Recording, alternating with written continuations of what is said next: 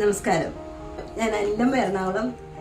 എനിക്ക് 60 വയസ്സുണ്ട്. ഞാൻ എറണാകുളത്താണ് ഇപ്പോൾ താമസിക്കുന്നത്. അപ്പോൾ കുറച്ച് പടങ്ങളിലൊക്കെ ഞാൻ അഭിനയിച്ചിട്ടുണ്ട്. കുറച്ച് പേർക്കെങ്കിലുമൊക്കെ അറിയായിരിക്കും.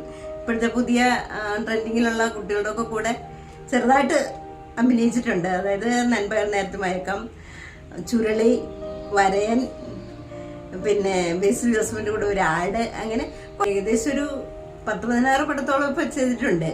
എന്നെ കൊണ്ട് കഴിയുന്ന രീതിയിൽ. ഞാനൊരു ടിക്ടോക്ക് സ്റ്റാർ ആയിരുന്നു കേട്ടോ. ടിക്ടോക്ക് വന്ന സമയത്ത് അതിനകത്ത് കുറെ ഡാൻസുകളൊക്കെ ചെയ്തിടുകയും ഇപ്പോഴും എനിക്ക് ഡാൻസ് ചെയ്യാൻ ഒത്തിരി ഇഷ്ടമാണ്. അപ്പൊ അങ്ങനെയാണ് എന്നെ ഇതിലേക്ക് വിളിച്ചത്.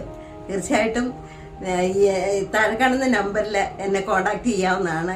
ഏതെങ്കിലും സിനിമ സംബന്ധമായ കാര്യങ്ങളുണ്ടെങ്കിൽ, സീരിയലാണെങ്കിലും പ്രശ്നമില്ല. ആരെങ്കിലും എന്നെ കൂടി ഉൾപ്പെടുത്താൻ താല്പര്യം ഉണ്ടെങ്കിൽ വിളിക്കണേ.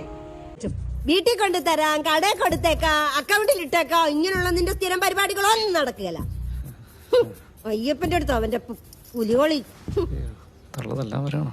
അവന്റെ ഒരു മഞ്ഞ ഷർട്ടും ഓഞ്ഞ താടി കൊള്ള ലക്ഷണവും. ഈ പൂള കുടിക്കണ കാശുണ്ട് എന്റെ വാടക തരാലോടെ ഊളെ. അതിന് ഞാൻ അങ്ങനെ കുടിക്കാറില്ല അമ്മച്ചി. വഴി കിടക്കണ കിടന്ന് പെറുക്കി വെച്ച വിൽക്കാനായിട്ട്. അയ്യോ, നീ എന്റെ ആക്രി പെറുക്കാരണം. വേറെ പൊളിച്ച് വിൽക്കാതിരുന്നാ മതിയായിരുന്നു.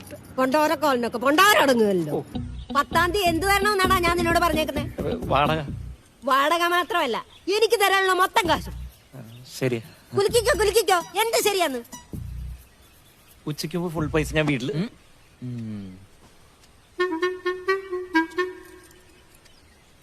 എന്റെ പൊന്നം വെച്ചുള്ള സത്യം പറയാം, എനിക്ക് ഇച്ചിരി കാശ് കിട്ടാനുണ്ട്. പക്ഷെ അത് അടുത്ത മാസം കിട്ടുള്ളൂ. ഒറ്റ പൈസ ബാക്കി വെക്കാതെ ഞാൻ വീട്ടിൽ കൊണ്ടുവന്നരാം. അച്ഛനാണ് സത്യം. അവസാനമായിട്ടൊന്ന് ക്ഷമിക്കും. ഇത്രനാളും പറഞ്ഞോലല്ല, സത്യസന്ധമായിട്ട് സത്യം പറയണം. എനിക്കറിയായിരുന്നടാ അത്. ഞാൻ നിന്റെ കടക്കെ പെട്ടിയൊക്കെ എടുത്ത് വെളി വെച്ചിട്ടുണ്ട്. എന്നിട്ടേ വീട് ഞാൻ പുതിയതായിട്ട് പൂട്ടുകയും ചെയ്തിട്ടുണ്ട്. രാത്രി 8 മണിക്ക് മുമ്പേ മൊത്തം കാശ് എന്റെ കൈ കൊണ്ട് തന്നാൽ നിനക്ക് അവിടെ താമസിക്കാം.